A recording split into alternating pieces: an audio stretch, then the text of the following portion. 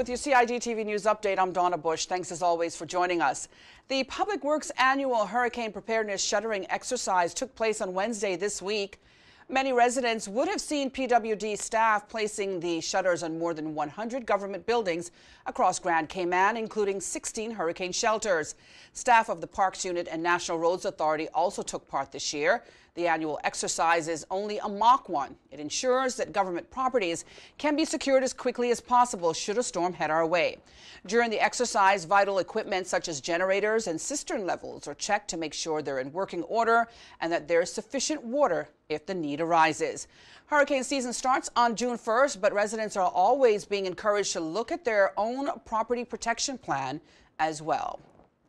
In other news, the Department of Environment is asking residents to refrain from eating green iguanas, especially from the West Bay area.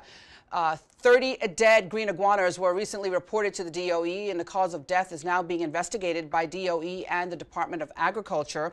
As a precaution, the DEH is issuing this advisory against consumption of green iguana meat until further notice. Now, tissue samples from the dead iguanas are being sent overseas for analysis to ensure the cause of death poses no threat to human health and safety. If you'd like more information about the advisory or you notice the green iguanas are dying in your area, you can call the Department of Environment at 949-8469. Well, officers at the men's prison northward continue to find items not allowed in the prison but are still being smuggled in. 4 pounds of marijuana and 6 bottles of rum were recently found inside the perimeter of the facility. A cell phone and USB charger were also discovered. Now, the items were reportedly found near the prison's greenhouse, which is surrounded by a 15-foot security fence. But packages are still being thrown onto prison grounds. The public is being reminded that if caught in the act, they will face criminal prosecution, while prisoners will lose remission from their sentences. To help the battle of contraband making its way onto prison property, the service is in the process of upgrading the camera system, which will help to identify the criminal acts. Meantime, prison officers are being commended for their continued diligence.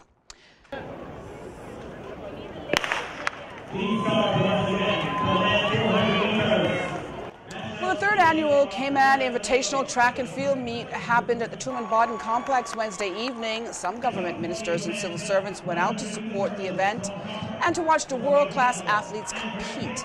Now, the 3-day event comprised a youth camp, a press briefing, and the big evening when some of the world's and region's best took to the track. And don't forget to tune your radios into Radio Cayman's Talk Today show. That's weekdays from 12:15 with host Sterling Dwayne Ebanks.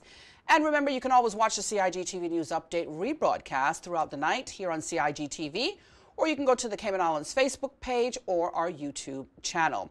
I'm Donna Bush, as always. Thanks for watching today's CIG TV News Update. Have a great night, as always. Join us again here tomorrow evening. Bye-bye for now.